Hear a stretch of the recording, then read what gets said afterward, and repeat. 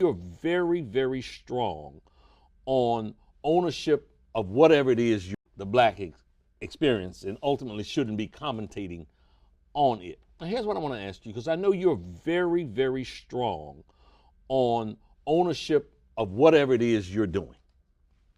So I want to ask you something. Do you think that if Jason Whitlock were truly an entrepreneur and owned his own content, that he would be making those kind of comments? He doesn't, and he's on Fox News, which always seems to have a very conservative, regressive political slant. I'd like to get your opinion on that.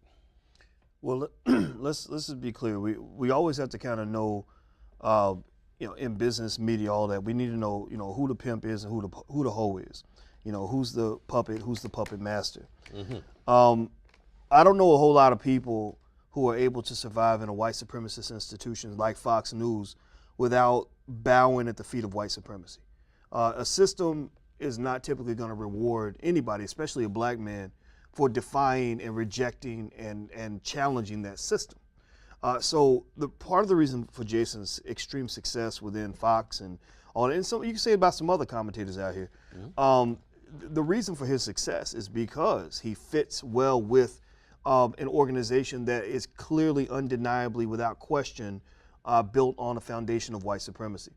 And what's problematic about that, Rock, is that it distorts that these sorts of unhealthy relationships, these business relationships, it distorts our ability to be human and our ability to really have the range of free expression that any intelligent group of people is supposed to have. So, for example, you take guys, and three guys that come to mind, based on what people have said about them on social media, and what I agree with is, you got Jason, you got Stephen A. Smith, and you got Dr. Ben Carson. Now, here's the thing. If you take the politics out of it all, and you take the organizational affiliations out of the equation, sure. Jason, Stephen, and Ben could easily be like that crazy ass uncle sitting at the family picnic who's just got an opinion that's a little different from everybody else. A lot of the things that they say, when Dr. Carson says, well, the way to succeed is to educate yourself and educate your kids. Well, a lot of people say that. Louis Farrakhan would say that, right? Sure. Stephen A. Smith talks about, black people being personally responsible, things like that. That would, in an independent context, be perfectly fine. Even what Whitlock said would be okay. But when you throw Fox News and ESPN and the Republican Party into the mix, then suddenly these men who might otherwise be sort of free individuals expressing a diverse point of view suddenly become Pinocchio, right? So, for example, Stephen A.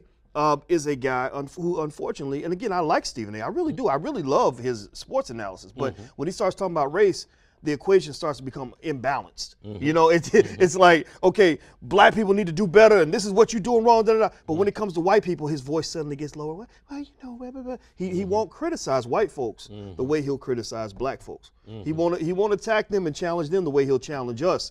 And that ultimately becomes this very unhealthy dialogue where you're sort of looking at the left side of the math equation without looking at the right, and it becomes entirely unfair, and it really